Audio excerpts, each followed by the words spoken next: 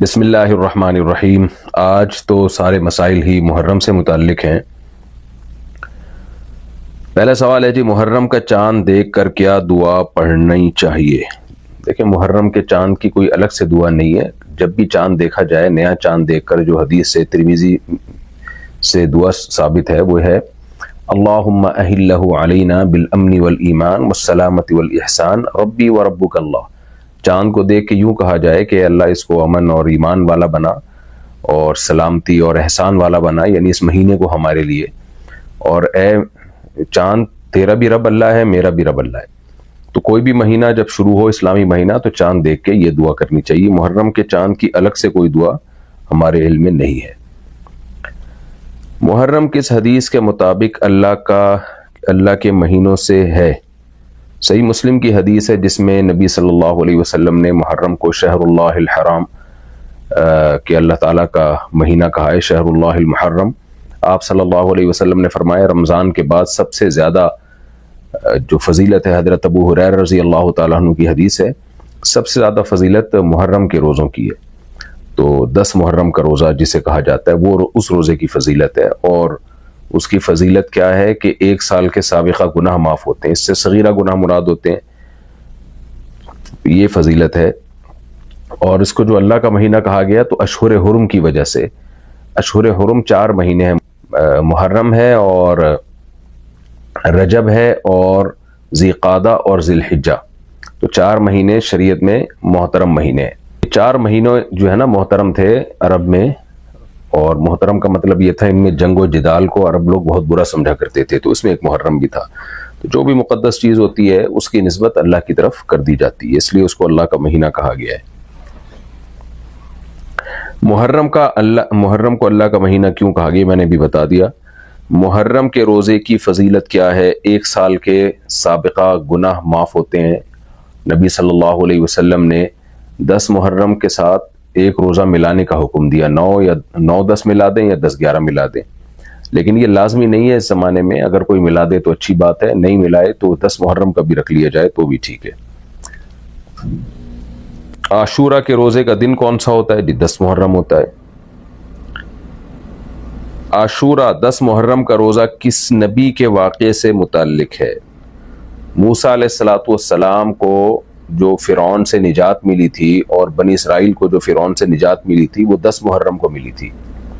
تو یہودی اس دن روزہ رکھا کرتے تھے۔ جب آپ صلی اللہ علیہ وسلم کو پتہ چلا تو آپ نے فرمایا ہم تو موسیٰ کے زیادہ قریب ہیں علیہ السلام، تو آپ نے پھر روزہ رکھنا شروع کیا، لیکن یہودیوں کی مشابہت سے بچنے کے لیے آپ نے 2 روزوں کا حکم دیا۔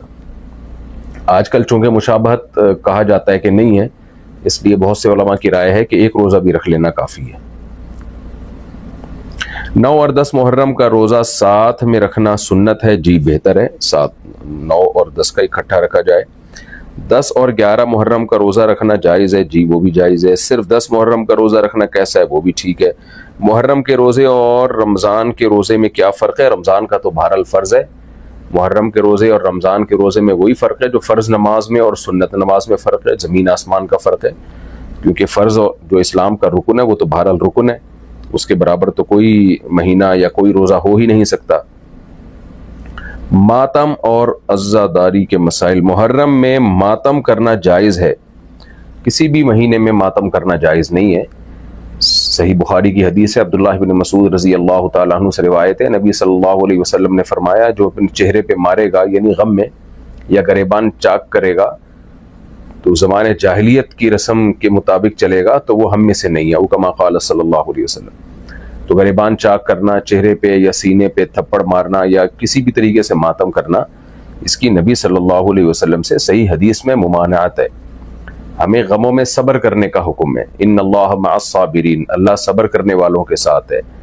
اور فرمایا الذین اذا اصابتهم مصیبۃ قالوا انا للہ وانا الیہ راجعون، جب بھی اہل ایمان کو کوئی مصیبت پہنچتی ہے تو وہ کہتے ہیں ہم اللہ ہی کے لیے، ہم نے اس کی طرف لوٹ کر جانا ہے۔ تو یہ ہو نہیں سکتا کہ اسلام جو ایک وسیع مذہب ہے، اتنا جامع دین ہے، وہ ہمیں یہ ہدایت ہی نہ دے کہ غم میں ہم نے کیا کرنا ہے۔ تو اللہ نے ہمیں ہدایت دی ہے، غم میں ہم نے صبر کرنا ہے، اور اس صبر میں ہم نے دعا پڑھنی ہے، اور ماتم یا یہ سب چیزیں ہم نے نہیں کرنی ہے۔ ان سب چیزوں کو زمانے جاہلیت کی رسم قرار دیا گیا ہے، زمانے جاہلیت میں ایسا ہوتا تھا۔ ماتم میں خون بہانا، زنجیر زنی کیسا عمل ہے؟ یہ بتا دیا میں نے، یہ سب ناجائز عمل ہے، ان سے اجتناب کرنا چاہیے۔ محرم میں جلوس نکالنا کیسا ہے؟ جلوسوں کا مقصد بھی یہی ہوتا ہے، غم منانا۔ میں نے بتایا کہ شریعت میں غم منانا جائز نہیں ہے۔ دیکھیں، غم ہونا تو ایک نیچرل ہے، فطری چیز ہے۔ آپ جب بھی کوئی غم کی خبر سنتے ہیں تو آپ کے آنکھوں میں آنسو آ جاتے ہیں، یہ غم ہوتا ہے آپ کو، یہ تو محبت کی علامت ہے۔ آپ کے والدین میں سے کسی ایک کی ڈیتھ ہو جائے، آپ جب اطلاع ملتی ہے تو انسان غمزدہ ہوتا ہے، لیکن یہ نہیں ہوتا کہ ہر سال اسی تاریخ پہ وہ رو رہا ہو، غم منا رہا ہو، یہ ناجائز ہے۔ تعزیت تو 3 دن تک ہوتی ہے۔ تو سیدنا حسین رضی اللہ عنہ جو سید شباب اہل الجنہ ہیں، سیدنا حسن اور حسین سیدہ شباب اہل الجنہ، جنت کے جوانوں کے سردار ہیں، ان پر کربلا میں بے انتہا ظلم ہوا، ظالمانہ قتل ہوا۔ جن لوگوں نے قتل کیا، اللہ ان بدبختوں کو عذاب دے، اور ان بدبختوں نے جو کچھ کیا ہے اللہ ان کو کیفر کردار تک پہنچائے، ان کے انجام تک پہنچائے۔ لیکن جب بھی یہ خبر ملے اور اس پہ پھر سوچ کے غم منانا، یہ شریعت میں اجازت نہیں۔ ہاں، جب آپ کو خبر ملے اور آپ کو نیچرلی قدرتی طور پر کوئی غم ہو جائے تو وہ تو فطری چیز ہے، تو یہ بلکہ محبت کی علامت ہے۔ لیکن سوچ کے اس کو، اور جلوس نکال کے، اور پھر مجلسیں منعقد کر کے، یہ شریعت میں جائز نہیں ہے، اس کی ہمیں کوئی مثال نہیں ملتی۔ حضرت عثمان رضی اللہ تعالی عنہ بھی شہید ہوئے تھے، بہت ہی ظالمانہ طریقے سے آپ کو شہید کیا گیا تھا۔ اسی طرح نبی صلی اللہ علیہ وسلم کے دور میں جو جہاد ہوا، جنگیں ہوئیں، آپ کے چہیتے شہید ہوئے، آپ کے لخت جگر شہید ہوئے میدان جنگوں میں، لیکن کہیں بھی نہیں ملتا کہ نبی نے ہر سال ان کا غم منایا ہو۔ حضرت جعفر طیار رضی اللہ تعالیٰ عنہ کی شہادت کی آپ کو خبر ملی، آپ کی آنکھوں سے آنسو جاری تھے، تو آپ کی جو ازواج تھیں حضرت جعفر طیار کی، تو ان کے رونے کی آواز باہر آئی، ان کے چیخنے کی آواز آئی، تو آپ کتنا غضبناک ہوئے۔ صحیح حدیث ہے کہ آپ نے کتنی سختی سے ان کو حکم دیا۔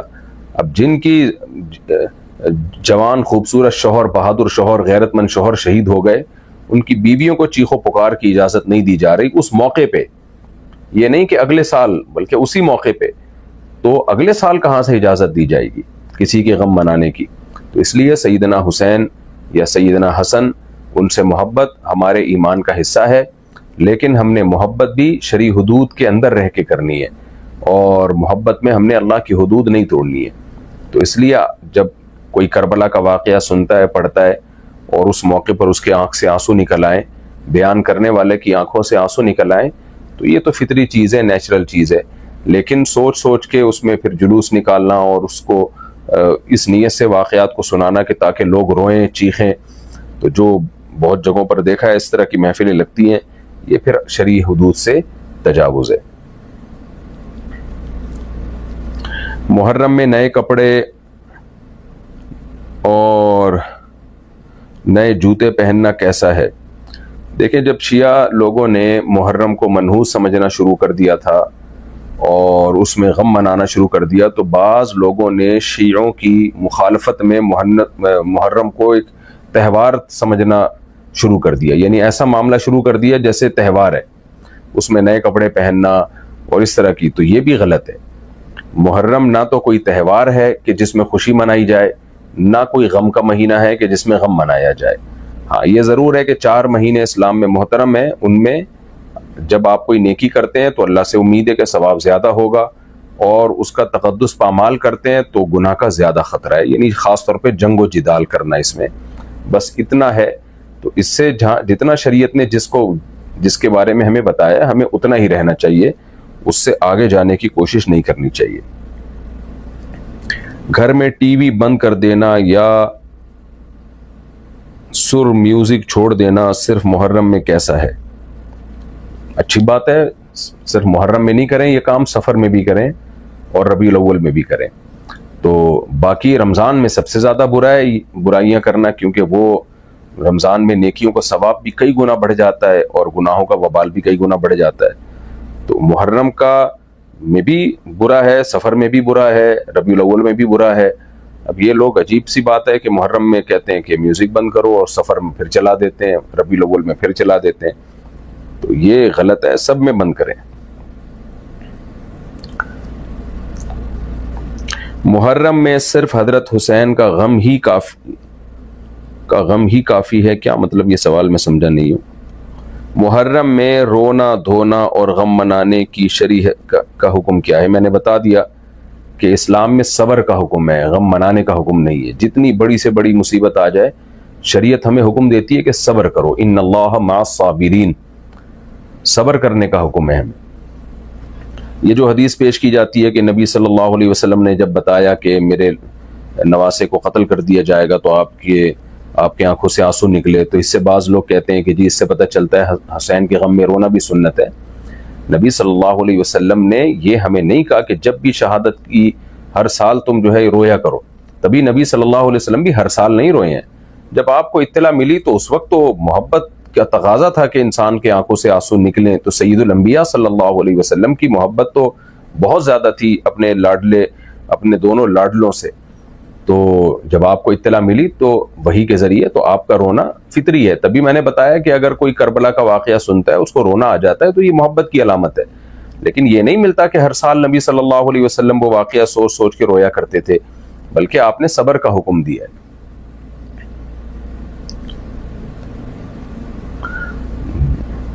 محرم کی عبادت اور عمل۔ محرم کی عبادت میں 10 محرم کا روزہ ہے، اور حدیث سے اتنا ہی ثابت ہے، الگ سے کوئی عبادت ثابت نہیں ہے۔ کوئی کرے تو اچھی بات ہے، عبادت تو ایسی چیز ہے آپ جتنی چاہے کریں، جب چاہیں کریں۔ محرم میں کسی خاص عبادت کا حکم نہیں، ہمارے علم میں نہیں۔ کیا محرم میں عمرہ یا حج کی طرح کوئی الگ سے ثواب ہے؟ نہیں، میرے علم میں ایسی کوئی روایت نہیں ہے، کسی کے علم میں ہو تو ضرور پیش کریں۔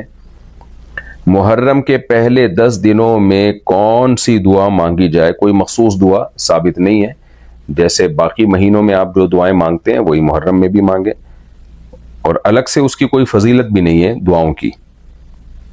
10 محرم کو گھر میں کچھ خاص بنانا سنت ہے۔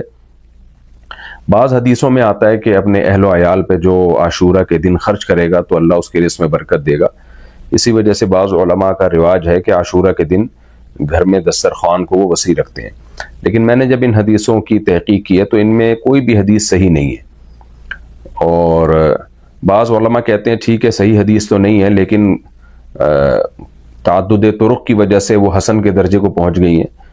تو بات یہ ہے کہ ٹھیک ہے ضعیف روایات اگر کثرت سے ہوں تو وہ درجہ حسن کو پہنچ جاتی ہیں، لیکن اس میں شرط یہ ہے، خاص طور پر احناف کا تو بہت سخت اصولی موقف ہے کہ جب بھی کوئی حدیث مشہور حدیث یا متواتر حدیث کے خلاف ہوگی تو صحیح ہونے کے باوجود بھی وہ قابل قبول نہیں ہوگی۔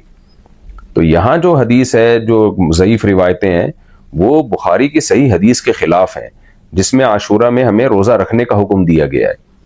تو اب روزہ اور دسترخوان وسیع کرنا ایک ساتھ جمع نہیں ہو سکتے۔ بعض لوگ یہ کہتے ہیں کہ جی ٹھیک ہے روزہ رکھیں دن میں اور افطاری میں دسترخوان وسیع کر دیں، تو بھائی جب افطاری میں دسترخوان وسیع کریں گے تو وہ عاشورہ کا دن رہے گا ہی نہیں، وہ تو 11 محرم شروع ہو جائے گی۔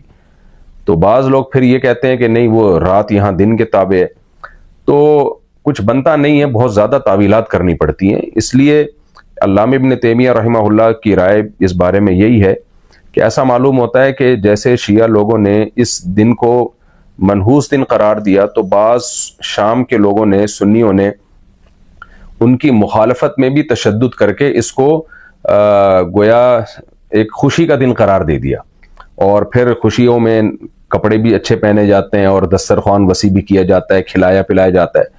تو ابن تیمیہ رحمہ اللہ کی رائے یہ ہے کہ یہ کچھ لوگوں نے غلو میں یہ حدیثیں گڑھی ہیں، واللہ عالم۔ بہرحال روایات ہیں، اختلافی مسئلہ ہے، جب مسئلہ اختلافی ہوتا ہے اہل حق علماء کے درمیان تو اس میں تشدد اور غلو جائز نہیں ہے۔ تو میرا جو رجحان تھا اور ہمارے شیخ حضرت مفتی ارشید احمد صاحب رحمہ اللہ تعالیٰ کا جو رجحان ہے، میرا کیا رجحان، میں تو چھوٹا منہ بڑی بات، جو بعض ہمارے بڑے علماء کا رجحان ہے، اگرچہ بعض علماء اس کو جائز بھی سمجھتے ہیں کہ دسترخوان وسیع کر دیا جائے، لیکن ہمارے ہی بعض اکابر اس طرف گئے ہیں کہ یہ روایتیں حدیث ہے 7558 حدثنا احمد بن اشقاق قال حدثنا محمد بن فضيل عن عمارة بن القعقاع عن ابي زرعة عن ابي هريرة رضي الله عنه قال قال النبي صلى الله عليه وسلم كلمتان حبيبتان الى الرحمن خفيفتان على اللسان ثقيلتان في الميزان سبحان الله وبحمده سبحان الله العظيم. دسترخوان آٹومیٹیکلی وسیع ہو ہی حدیث جاتا ہے کے جو الفاظ ہیں یہ بھی بڑے کا دل کرتا ہے، بچوں کو بھی روزہ رکھوائیں، الفاظ. سب مل کے موج نبی مستی صلی کریں، اللہ کھائیں پیئیں حضرت ابو افطاری میں، ہریرہ رضی روزہ میں اللہ عنہ روزہ سے کی روایت عبادت. ہے رسول اللہ صلی اللہ علیہ وسلم نے فرمایا دو کلمات ایسے ہیں کیا محرم میں کسی قسم کا صدقہ دینا مستحب ہے؟ نہیں، کوئی الگ سے فضیلت نہیں ہے، جیسے باقی مہینوں میں صدقہ افضل ہے، محرم میں بھی آپ کو پتہ ہے افضل ہے. فعیل بمعنی مفعول